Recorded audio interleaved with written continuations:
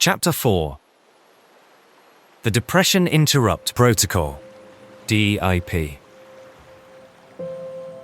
You have power over your mind, not outside events. Realize this, and you will find strength. Marcus Aurelius. Understanding that depression is manufactured is powerful, but understanding alone isn't enough. You need practical tools to interrupt depressive thoughts in real time before they spiral into full-blown episodes. Picture yourself as an air traffic controller for your own mind. Thoughts are like planes approaching your mental airport. Some carry passengers of joy, creativity, and peace. Others carry cargo of depression, anxiety, and despair. Your job isn't to stop all air traffic, it's to direct which planes get permission to land. What I'm about to share with you is a protocol I've developed over years of testing on myself during actual depressive episodes. This isn't theory, this is what actually works when you're in the thick of it, when your chest feels heavy, when what's the point? Thoughts are flooding your mind, when you feel like you're drowning in your own consciousness. I call it the Depression Interrupt Protocol, DIP. The acronym is perfect because depression is any state of feeling low or down, and dip, as a verb, means to lower and then raise something. This masterful process has 4 steps. Breathe and focus. Recalibrate. Focus on what's real. Take immediate action. Think of it as an emergency first aid kit for your consciousness, a proven system for when your mental state is under attack. Step 1. Breathe and focus. Breathing in, I calm body and mind. Breathing out, I smile. The Thich Nhat Hanh. The moment you catch a depressive thought spiral beginning, and you will learn to catch them earlier and earlier with practice, the first thing you do is breathe. Not just any breathing, but conscious, intentional breathing that serves as an anchor in the storm of mental chaos. Breathe and focus purely on each breath as it goes in and out. The slower the better. This isn't just relaxation breathing. This is anchoring breathing. You're anchoring your attention to the one thing that's been with you your entire life and has never harmed you, your breath. Feel the cool air entering your nostrils, filling your lungs, expanding your chest. Notice the brief pause before the exhale. Feel the warm air leaving your body, carrying tension and stress with it. The breath has been with you this whole time, which means it's more than reliable, and you can always trust it. It's always been available, and it's even more real than whatever mental storm is trying to take over your consciousness. Focus only on the breath, in and out. Don't try to control it, just observe it. This breaks the cycle of feeding the depressive thoughts with more attention. The anchoring technique. Breath focus protocol. Notice the depressive spiral starting. Immediately shift attention to breath. Count 4 in, hold 4, out 6. Repeat. Continue until thoughts lose their grip. Stay with breath for at least 2 minutes. Why this works? Depression thoughts need your attention to grow stronger. When you give your attention to breathing instead, you starve the depression thoughts of the mental energy they need to spiral. Step 2. Recalibrate. The mind is like water. When agitated, it becomes difficult to see. When calm, everything becomes clear. Buddha. Once you've anchored yourself with breath, you need to recalibrate your mental state. This can be done from an internal or external source. Internal recalibration. Think of genuinely happy thoughts from the past, present, future, or timeless moments. As long as it truly makes you happy and feel good, mentally stay there for a moment until the feelings follow and solidify. Maybe it's the memory of a perfect summer day when you were a child, feeling completely carefree. Maybe it's the face of someone who loves you unconditionally. Maybe it's a moment of achievement when everything clicked perfectly. This isn't fake positive thinking. This is connecting with authentic joy that exists within your own experience. The key is that it must be genuinely uplifting to you, not something you think should make you happy. External recalibration. Watch something genuinely positive on TV or online, like the YouTube video of the guy helping people in foreign countries. Listen to a truly uplifting song. Surround yourself with real people in your life who you know love you. For me, being around my family helps immensely because I know they love me. It's the closest thing to unconditional love I have access to. Their presence alone shifts my energy. Sometimes, I'll even hop on social media platforms or into a PlayStation party chat. Not because I necessarily want to play games, but just to connect with friends or people who help distract me in the moment. Yes, this might be running or coping, but it's strategic running. Because in these moments, I'm not running away from the problem forever. I'm only getting myself to a stable state where I may be able to feel or think more clearly. Recalibration menu. Internal options. Favorite memory that makes you smile. Person you love unconditionally.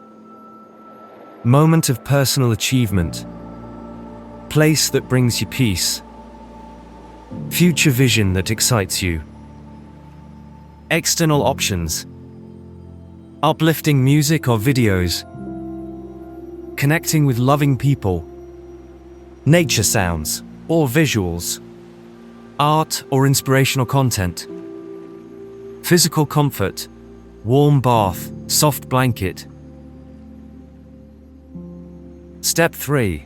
Focus on the real. The stillness you seek isn't far. It's not hidden in time or place. It's here, beneath the noise, waiting for you to notice it. S.K.O.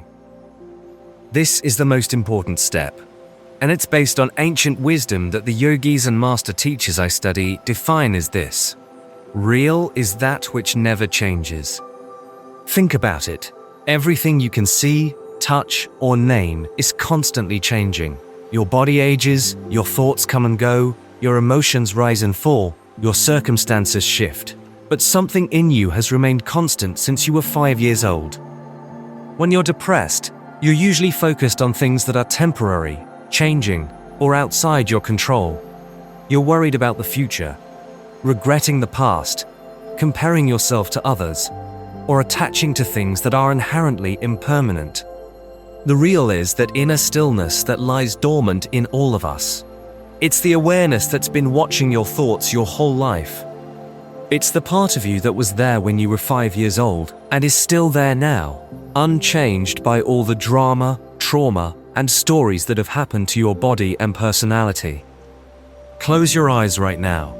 Who is the one watching your thoughts? Who is aware of your awareness? That unchanging observer. That's the real you. Focus on this. Rest in this. Marinate in it, as the great Muji would say. It's the most stable thing you have access to, and depression cannot exist in this space, because depression requires mental activity, and this space is before mental activity.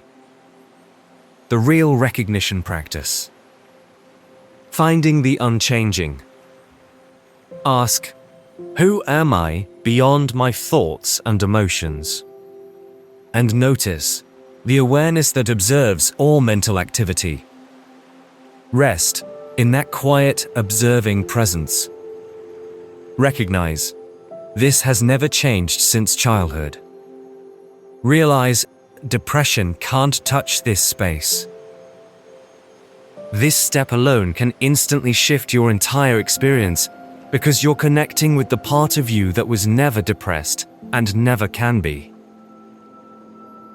Step 4. Take immediate action. Action is the foundational key to all success.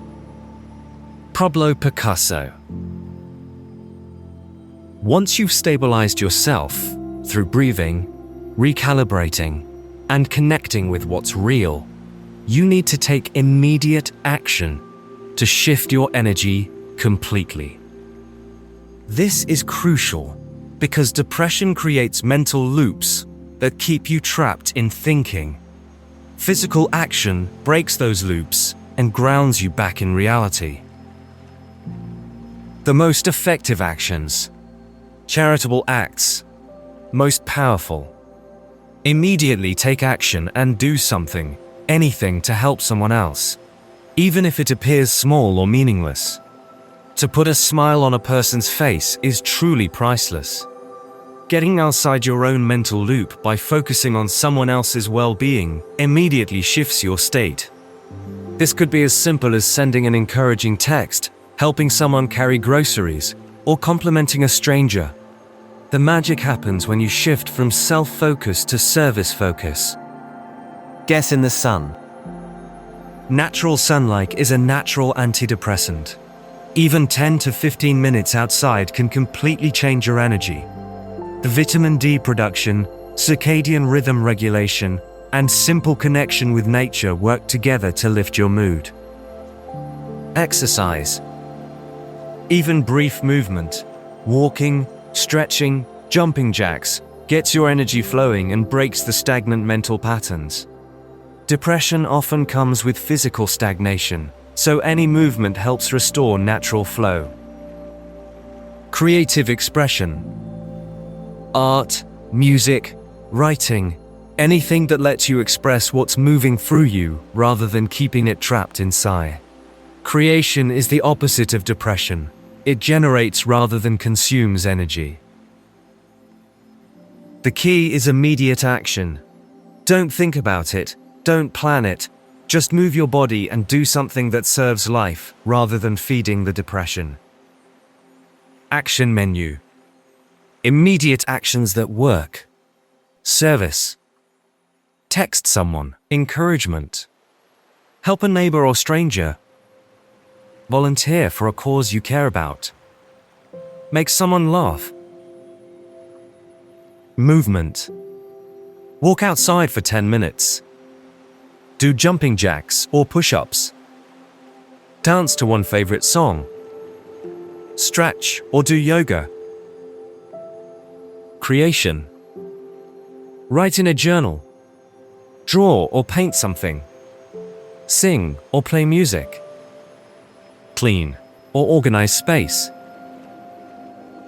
Why this protocol works? Give me 6 hours to chop down a tree, and I will spend the first 4 sharpening the axe. Abraham Lincoln. This protocol works because it addresses depression at multiple levels. Physiological. Breathing calms your nervous system and oxygenates your brain. Mental. Recalibration redirects your thought patterns away from depressive loops. Spiritual. Focusing on the real connects you with your unchanging essence. Physical. Immediate action moves energy and prevents stagnation. Most importantly, it gives you something to do when depression hits, rather than just suffering through it passively. The science behind each step. Step 1. Breathing. Activates parasympathetic nervous system. Reduces cortisol stress hormone. Increases oxygen to prefrontal cortex. Step 2. Recalibration. Neuroplasticity allows new neural pathways. Positive emotions release dopamine and serotonin.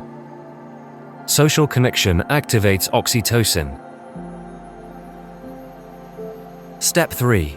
Focusing on real. Meditation increases gray matter density. Mindfulness reduces amygdala reactivity. Present moment awareness interrupts rumination. Step 4. Action. Movement releases endorphins. Service activates reward pathways. Creation builds self-efficacy. The practice makes perfect principle. We are what we repeatedly do. Excellence, then, is not an act, but a habit. Aristotle. Like any skill, this gets easier with practice. The first few times you try this, it might feel forced or artificial. That's normal. You're developing new neural pathways and breaking old habits. Think of it like learning to ride a bike. At first, you wobble and fall, but with practice, it becomes automatic. Your body knows what to do without conscious thought.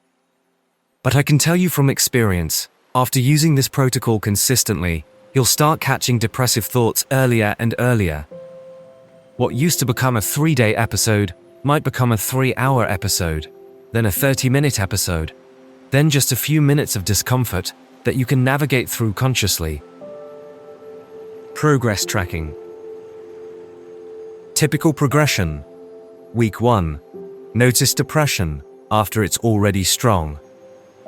Week 2. Catch it within the first hour. Month 1. Interrupt it within 30 minutes. Month 3. Stop spirals within 10 minutes. Month 6. Prevent most episodes entirely. The goal isn't to never have negative thoughts. It's to develop the skill to work with them, consciously, instead of being controlled by them. When the protocol doesn't work. Rest isn't a break from progress. Sometimes, it is the progress. S.K.O. Sometimes, despite your best efforts, the depression feels too strong, or the methods don't seem to work in real time. When this happens, I have one guaranteed backup: sleep. A recalibration nap works 100% of the time. I've learned to mentally black out or shut down at times, which may seem wrong, but is actually a natural and healthy mechanism. 99% of things, TVs, computers, phones, nature's gifts, go through cycles and sometimes need to turn off, refresh, or go into a rested, neutral state. A mental blankout is like a blank slate or blank paper, what the yogis call being empty. It's a fresh start with new potential for your mind.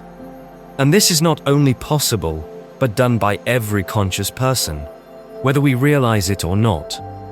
If we couldn't reset our consciousness, real mental breakdowns would be severe and evident in every individual person. But they're not. We see many people who are happy, thriving, and doing activities that don't feed depression.